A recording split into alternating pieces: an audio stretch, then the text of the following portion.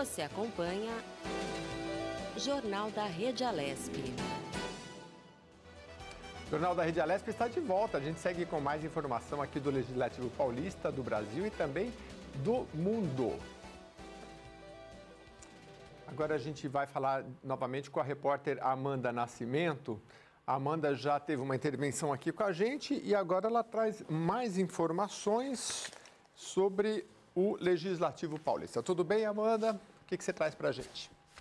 Oi, Jeremias, de volta aqui no Jornal da Rede Alesp para falar sobre uma proposta que foi recentemente aprovada pelos deputados. Projeto de Lei 826 de 2017, que é de autoria do deputado Afonso Lobato, do PV.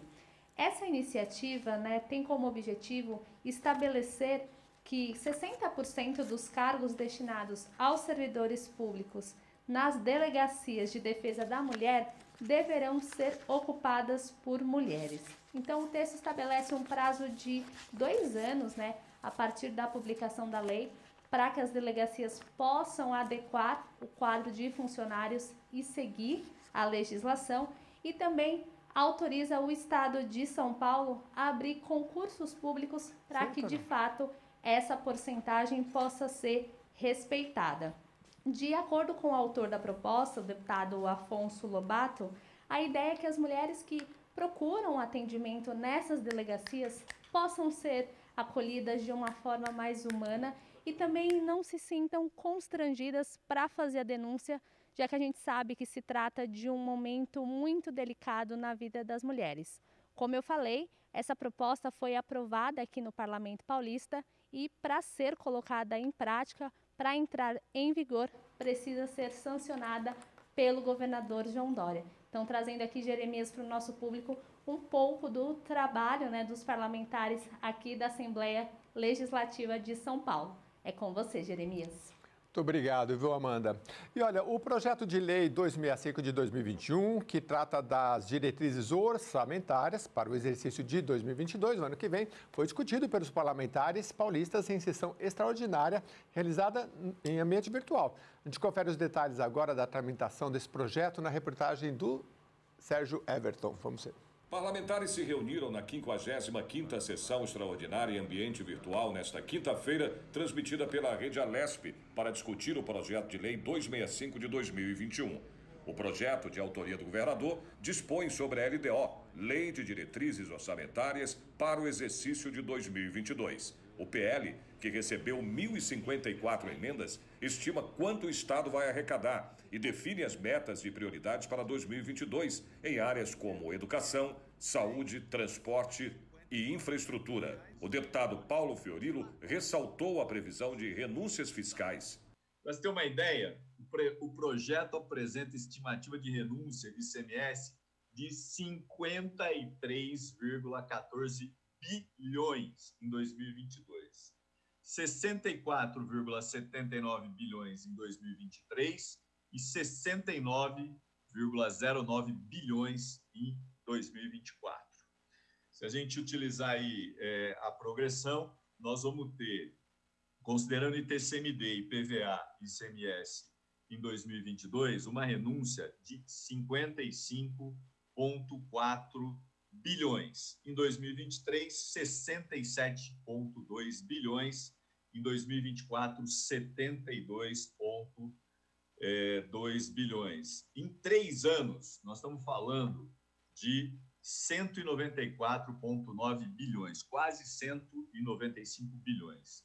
A título de comparação, a LDO de 2021 apresentava os seguintes dados de renúncia de receitas de ICMS.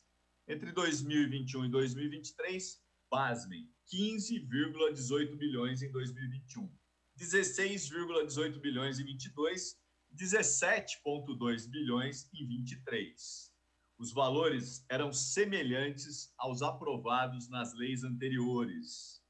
O valor projetado de renúncias destes impostos no projeto de lei de diretriz orçamentária de 22 para o ano de 22 para o ano de 22 é mais que o triplo do valor que se estima para o mesmo exercício de 21. Reparem que os números apresentados até então estavam superestimados, subestimados. Um absurdo. O anexo também prevê a reversão das medidas de revogação de renúncias de receitas realizadas recentemente. A partir de 2023, há cerca de 8 bilhões que voltam a ser renunciados em consequência do retorno das isenções e reduções de base de cálculo que foram revogadas após a aprovação da Lei 17.293 de 2020, o PL, famoso PL 529, aprovado com 48 votos.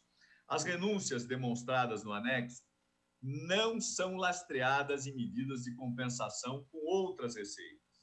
Elas se utilizam da outra justificativa prevista em lei que autoriza a renúncia, quando ela seja devidamente considerada na projeção de receitas na LOA. Na prática, isso significa que esse tipo de renúncia sem compensação implica na diminuição de receita potencial. Isso é, que o Estado poderia arrecadar. O deputado Caio França falou da preocupação com a vacinação nas cidades do estado de São Paulo, que é uma prioridade da área da saúde. Eu quero usar esse momento agora para chamar a atenção de algo que eu falei ontem na Comissão de Saúde e preocupa muito, porque nesse momento a prioridade para todos é a vacinação da maior quantidade de pessoas, de forma mais rápida possível e mais segura. E eu tenho sido...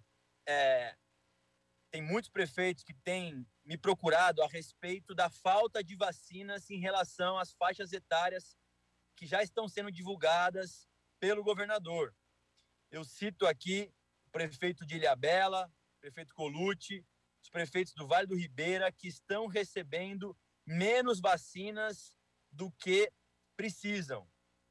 A gente não sabe direito ainda se esse é um problema em relação ao censo do IBGE ou o cadastro do ESUS.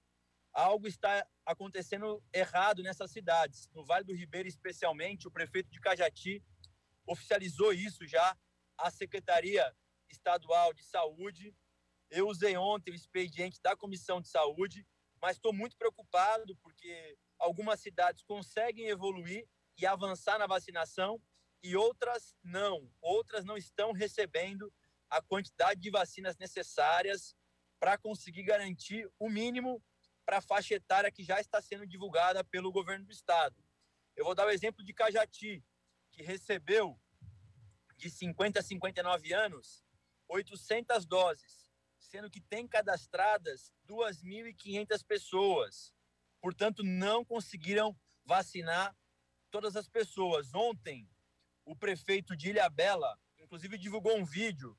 Eu gostaria de conseguir reproduzi-lo aqui. Se a gente estivesse numa sessão presencial, eu conseguiria reproduzir o vídeo. Mas o prefeito Colucci, do Litoral Norte, mostrou a quantidade de vacinas e a quantidade de pessoas que estão já cadastradas, aguardando a vacinação. E eu quero chamar a atenção dos demais colegas. Já fiz isso oficialmente para a Secretaria Estadual de Saúde. A gente não sabe se isso vem tendo problemas com outros municípios que talvez ainda não conseguiram chegar até o nosso mandato ou já expuseram isso para outros colegas, mas eu fiquei muito preocupado com a situação das cidades e eu percebo que são cidades mais com menos pessoas, né, com menos habitantes. Já disse aqui do Vale do Ribeira, agora volto a falar do Litoral Norte, mas é uma preocupação que eu tenho, e ontem na Comissão de Saúde, outros deputados também já disseram que receberam telefonemas e reclamações dos prefeitos.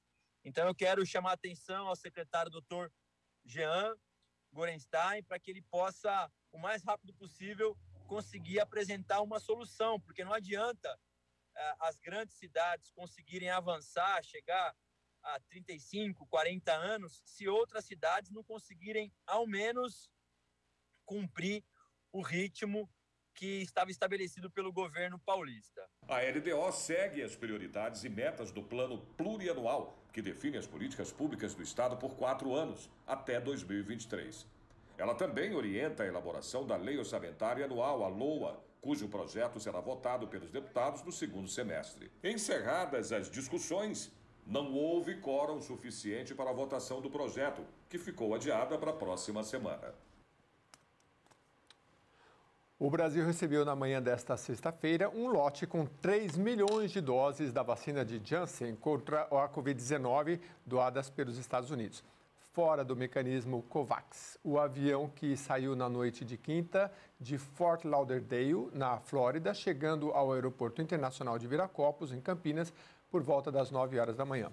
A vacina de Janssen, do grupo Johnson & Johnson, é aplicada em dose única. Ela pode ser armazenada por pelo menos 3 meses em temperaturas de 2 a 8 graus Celsius, o que equivale a geladeiras normais. A Agência Nacional de Vigilância Sanitária aprovou o uso emergencial do imunizante da Janssen no Brasil em 31 de março de 2021. A doação das doses ao Brasil é a maior já feita pelo governo americano a qualquer país até agora. O principal assessor do presidente Joe Biden para a América Latina afirmou que a doação ao Brasil reflete o foco dos Estados Unidos para combater a Covid numa das regiões mais afetadas pela pandemia.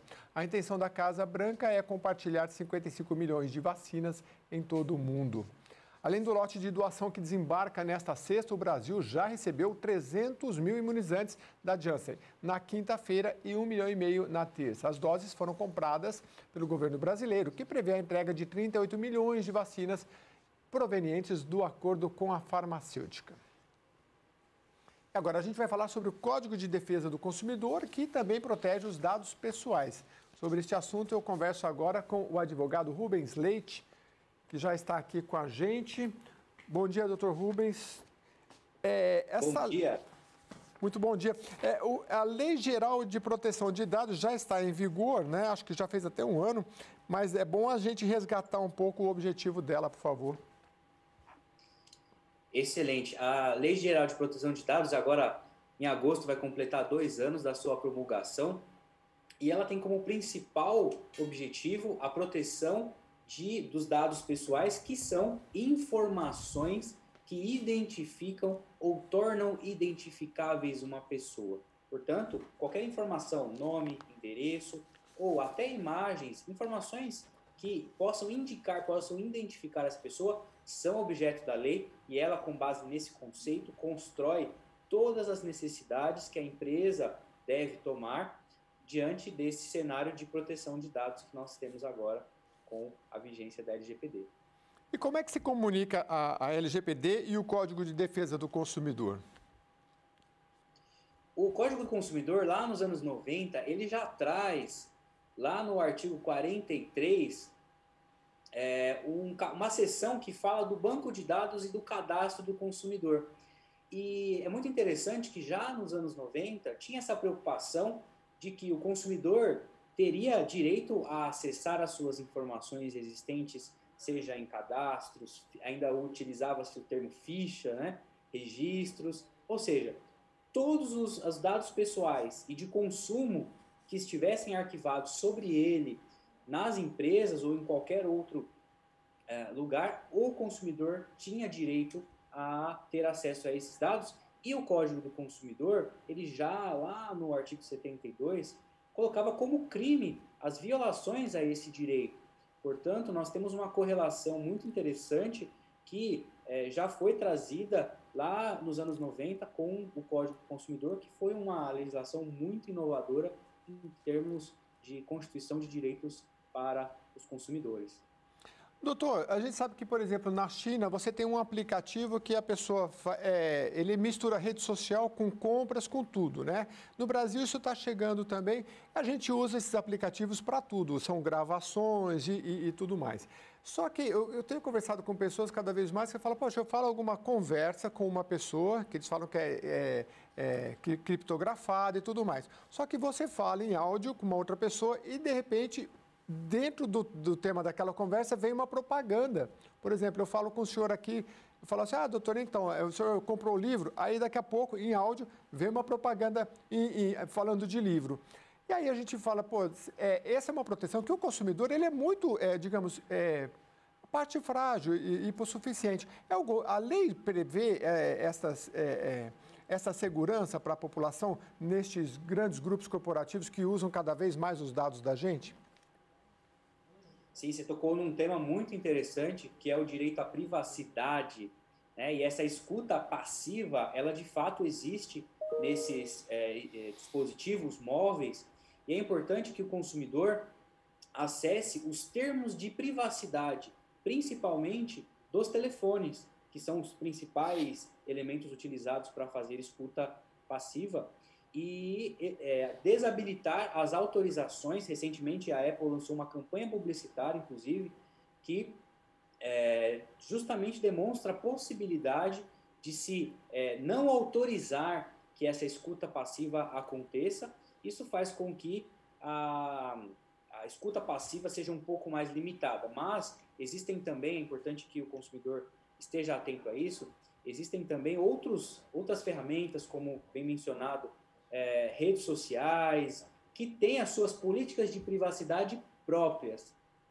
E aí vem outra discussão.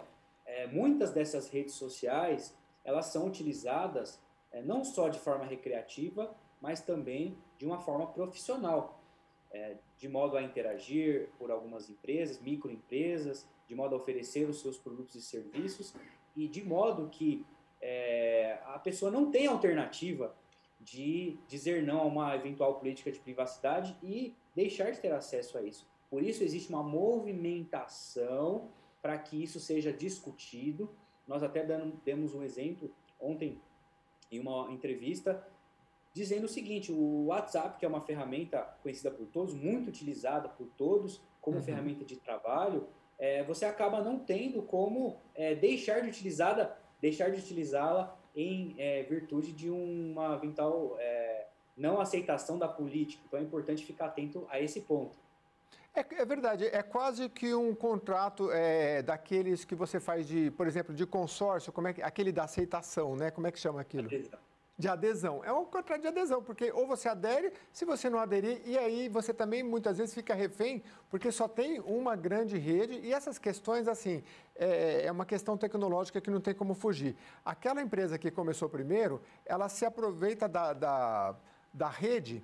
E quando uma outra vai entrar no mercado, se eu já estou na mesma rede que o senhor e meus amigos, fica mais difícil ir para outra, né? Então, essa questão mercadológica é importante. Agora, a gente vê casos, por exemplo, nos Estados Unidos, que bloqueou, por exemplo, um aplicativo chinês, porque não aceitava as regras, né, americanas, né? Isso no governo Trump. Como é que o senhor vê essa questão da Lei Geral de Proteção de Dados? Ela está abrangendo? Porque, por exemplo, você tem uma política de privacidade assim, mas se você não quer do jeito que a empresa coloca, você é que tem que ir lá e desabilitar. Ou seja, é a mesma coisa de compra recorrente. Se você não quer, você vai lá e desabilita. Fica mais difícil para o consumidor, né? Você acha que a lei futuramente pode prever ou já prevê essas questões de forma a colocar, não, nós não temos o direito de invadir a sua privacidade. Se você quiser deixar, é você que habilita. Seria o contrário, né? Seria mais fácil, né, doutor? Exatamente, exatamente. Infelizmente, nós temos algumas práticas abusivas dessas empresas que, eventualmente, até colocam o acesso à política de privacidade. Muitas pessoas acabam não lendo, né? Porque é algo, muitas vezes, muito grande ou cheio de termos jurídicos. Mas a lei, ela inova nesse ponto, porque ela traz a necessidade do consentimento. O consentimento, segundo a lei, deve ser claro e deve ser inequívoco. Isso significa que a empresa deve ter a obrigação de clarificar, de demonstrar de uma forma a não restar dúvidas quais são os dados que estão sendo coletados, qual é a finalidade desse uso desse dado e qual é a necessidade do uso desse dado, justamente para que essa relação entre o uso das informações pessoais seja feita de forma segura. Mas nós sabemos que essas grandes corporações de tecnologia, especialmente, elas vivem utilizando o banco de dados para entender comportamentos, para entender como podem oferecer produtos e serviços, e isso vem sendo muito discutido. A lei, ela trata de forma ampla dessa autorização do uso de dados, mas nós já temos algumas movimentações de órgãos como o PROCON, que vem trabalhando firmemente nesse tipo de caso para que a gente possa ter uma segurança e uma privacidade efetiva na vida das pessoas. Doutor, quando a gente agora já há um tempo, tem toda hora aquela bandeirinha que sobe dos cookies, né? Isso é da LGPD também? E eu queria saber o seguinte, porque quando você tem algumas empresas que vai lá e coloca assim, olha, usamos política de cookies para pegar alguns dados seus. Aí você lá, algumas têm aceitar, não aceitar.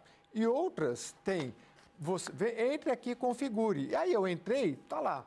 Você configura, você quer os dados gerais, assim, super necessários? Aquele é imprescindível para...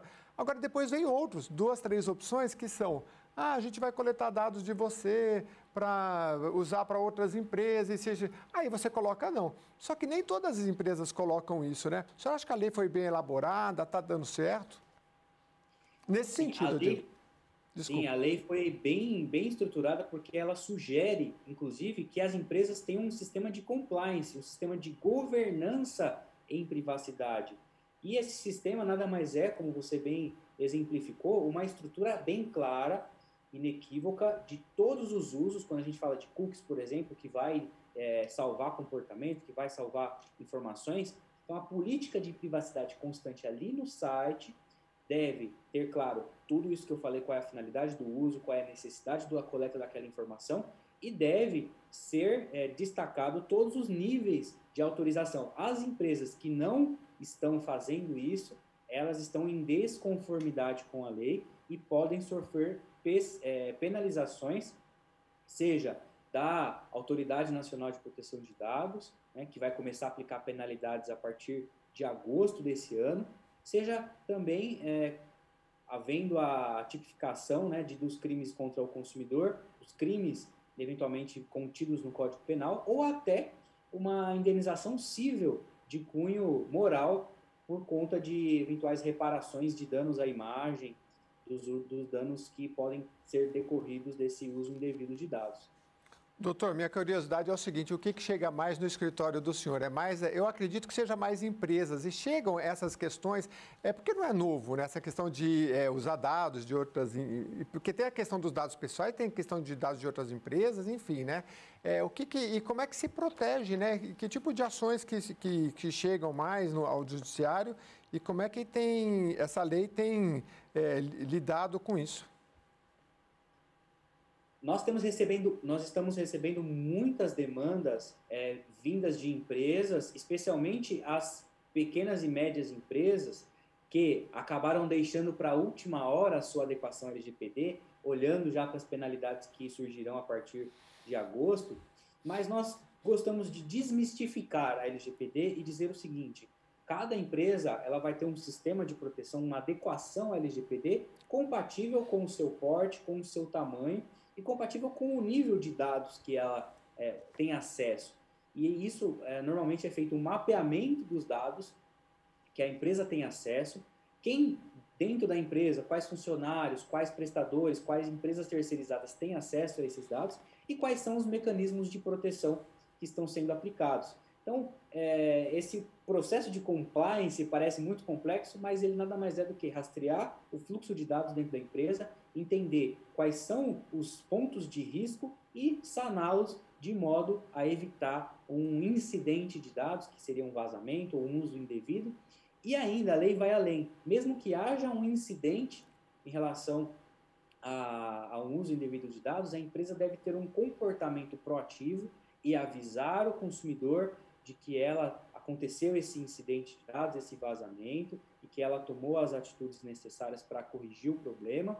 Inclusive, o judiciário tem considerado isso nas ações judiciais, considerando que a empresa tomou todas as atitudes proativas para corrigir, para sanar o problema, evitando, portanto, um dano maior que seria passível de reparação por danos morais. Existem empresas que precisam se precaver mais, por exemplo, da área da saúde, que tem dados assim muito particulares das pessoas?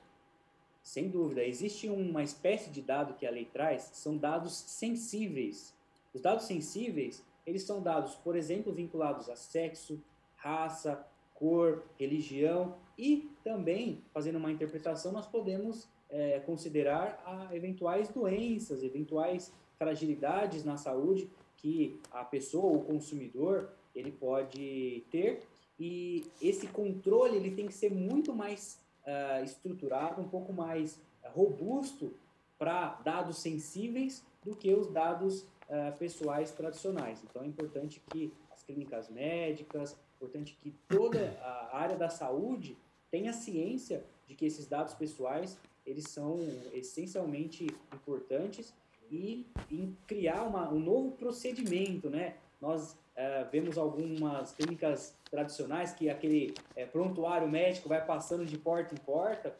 Aquilo é muito importante ser revisto porque contém dados pessoais sensíveis do paciente. Esses dados devem ser protegidos e somente deve ter acesso às pessoas que estão participando ativamente daquele tratamento.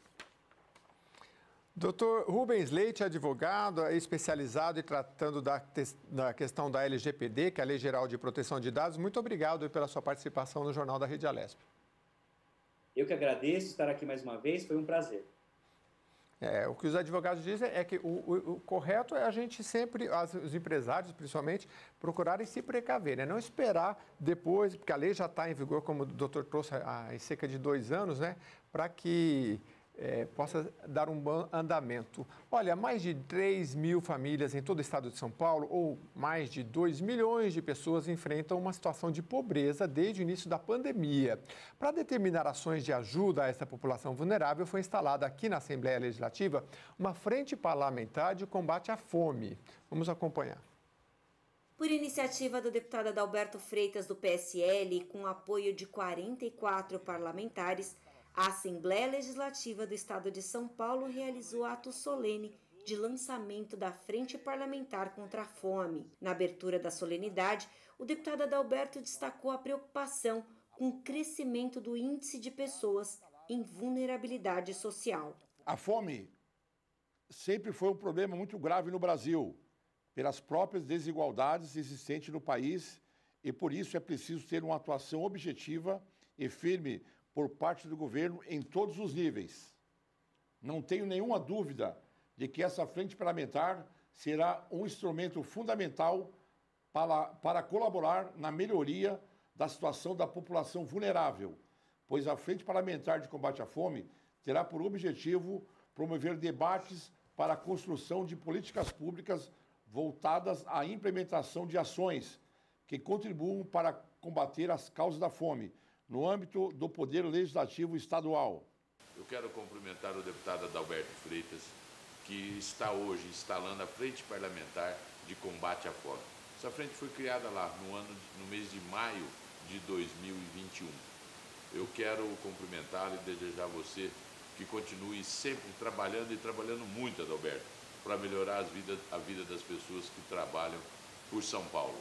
A secretária de Desenvolvimento Social, Célia Parmes, destacou a preocupação do governador João Dória com a fome no estado de São Paulo. A Secretaria de Desenvolvimento Social possui, e tem dentro da organização dela a Coordenadoria de Segurança Alimentar, os programas já bastante conhecidos do Viva Leite, do Bom Prato, do Alimento Solidário, agora o Vale Gás também compondo essa grande frente de segurança alimentar e de combate à fome, e sempre pensando nesse tema como um tema que caminha frente a frente junto com a saúde nesse momento de pandemia de extrema importância. O doutor Leandro Quaresma Freitas, procurador da Associação para a Cidadania, Inclusão Social e Sustentabilidade Ambiental, a CISA, ressaltou a doação de cestas básicas feitas pelo Parlamento Paulista ao Fundo Social de Solidariedade e ao apoio do deputado Adalberto Freitas, que resultou na arrecadação de 15 toneladas de alimentos em evento realizado na Zona Sul de São Paulo. Nós conseguimos alcançar muitas comunidades, muitas associações e instituições que necessitavam de auxílio para muitos dos seus moradores em comunidades e muitos dos seus associados para associações. Eu tenho certeza que o Fundo Social do Estado de São Paulo, que a Biadora está tocando muito bem, está fazendo um trabalho sensacional e primordial neste momento, que é levar à casa de muitos dos nossos paulistas um pouquinho de acalento, um pouquinho de satisfação quando recebem uma cesta básica. A Frente Parlamentar reúne deputados das mais diversas legendas e ideologias políticas, representantes da sociedade civil e órgãos públicos, para debates que podem resultar em aprimoramento de legislação e criação de políticas públicas no estado de São Paulo. Vamos falar agora sobre a desigualdade racial no Brasil. Protestos contra a violência que atinge os negros nos Estados Unidos e no Brasil ressaltam as disparidades que cercam esta enorme parcela da sociedade. Apesar de serem maioria da população brasileira, os negros aparecem em estatísticas de forma desfavorável. No Brasil, os negros são as vítimas em 75% dos casos de morte em ações policiais. Nos Estados Unidos, este percentual é de 23%. Sobre esse assunto, eu converso agora com o Roberto Santos, do SOS Racismo. SOS Racismo, que tem seu trabalho aqui na Assembleia Legislativa. Roberto, muito bom dia. Como é que tem sido o trabalho aqui do SOS Racismo aqui na Assembleia Legislativa?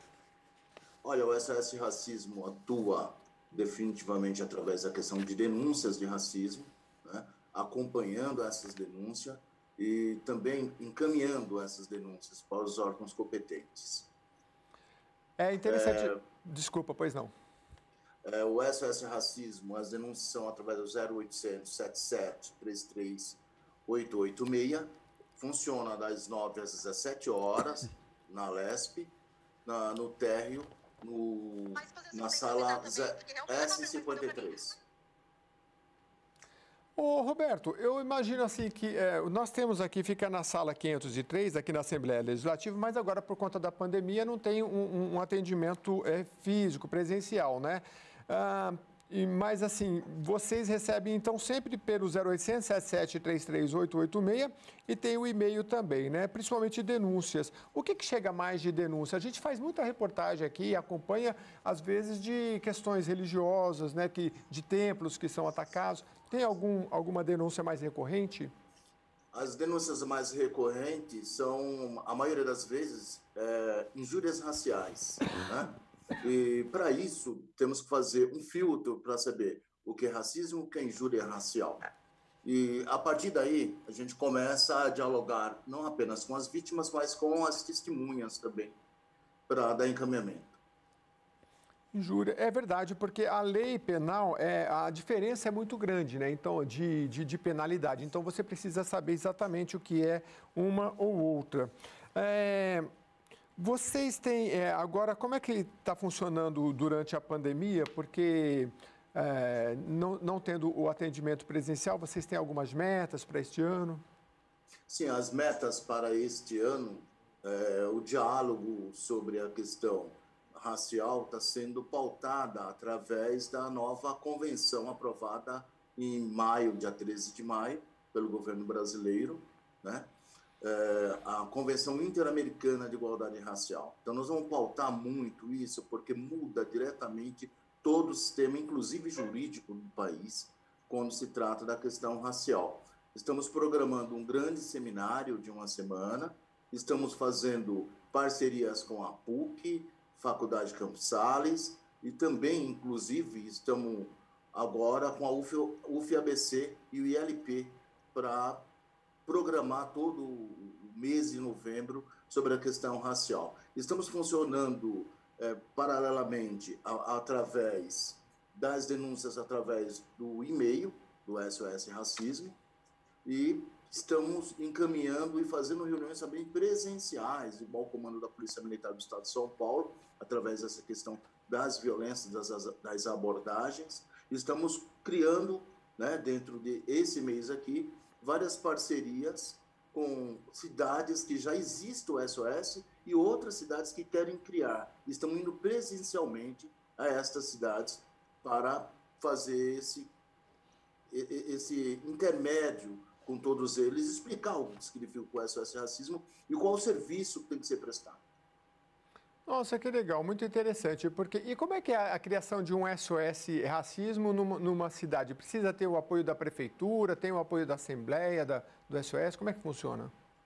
A Assembleia entra com o SOS Racismo no apoio, né? Em toda a logística e nas formações dessas pessoas, pode ser através da Câmara Municipal, pode ser igual o Osasco fez, que criou sua própria Secretaria Municipal de Igualdade Racial e agora quer criar o SOS Racismo através da Câmara Municipal, e nós estamos acompanhando e dando todos os encaminhamentos para que eles consigam atingir a meta. O Roberto, o SOS, como o próximo nome diz, é quando a pessoa já está num estado de desespero, né? Quando você pede um SOS é porque você, né? A gente lembra aquela figura, a pessoa perdida numa praia pedindo socorro, né? O SOS, né? É uma situação que a pessoa já está numa vulnerabilidade muito grande. E aí vocês ajudam com algum tipo de ação na justiça, junto à polícia? Exatamente.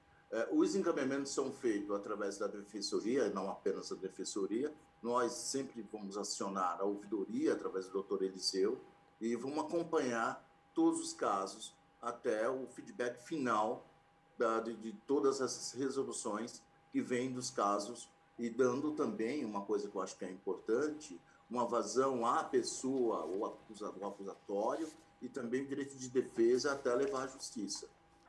Sim, claro, muito importante.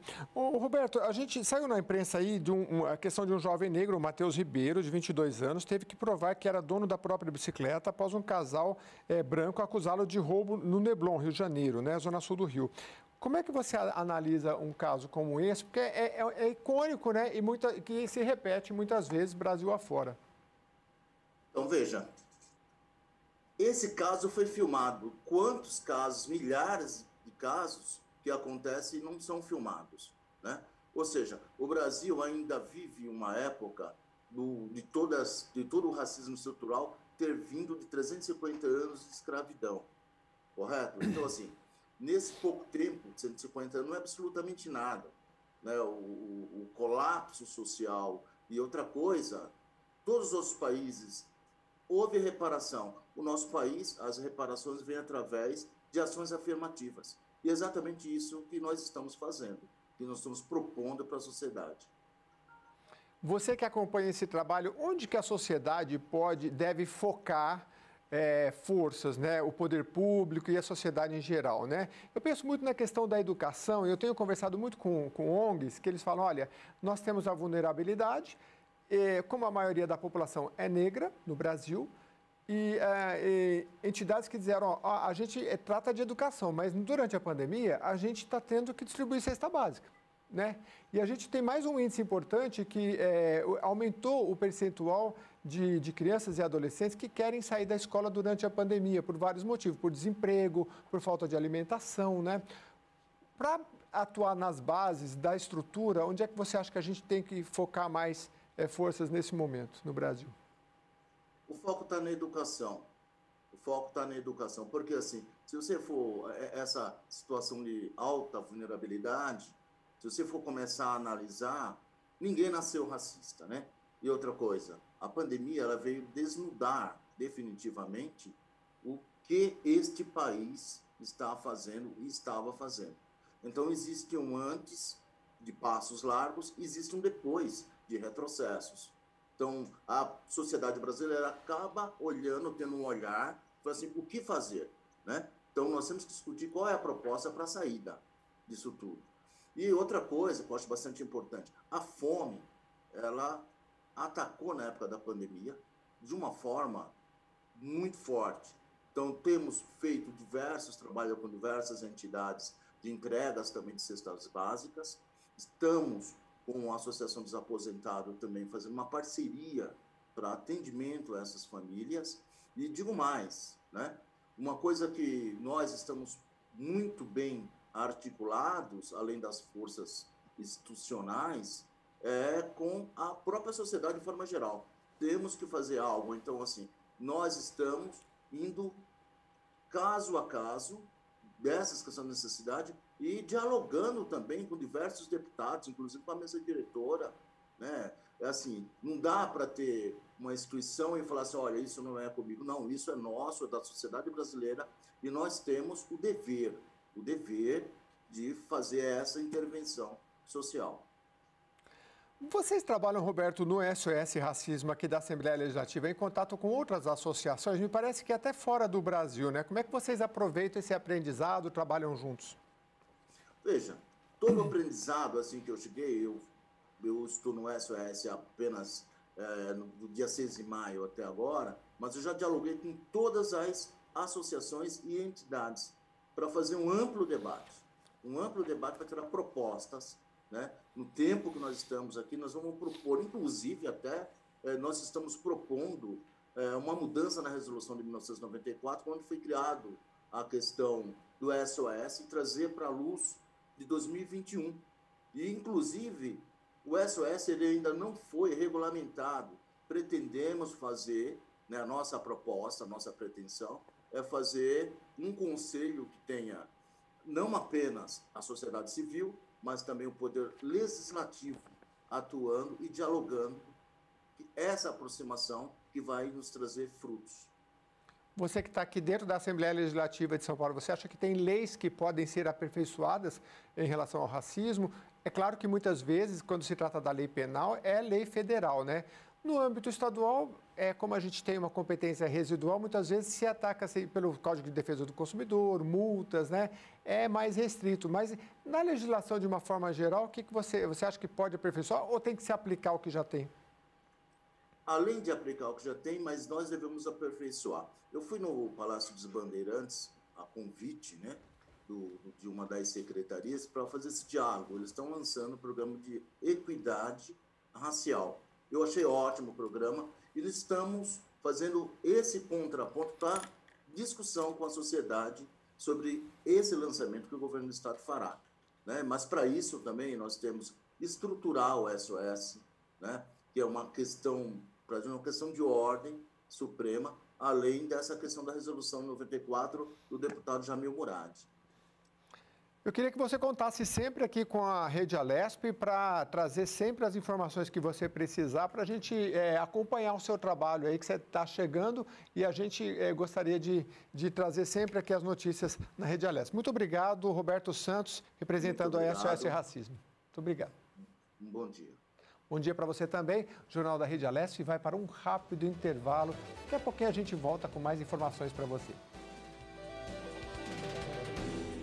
Você acompanha Jornal da Rede Alesp.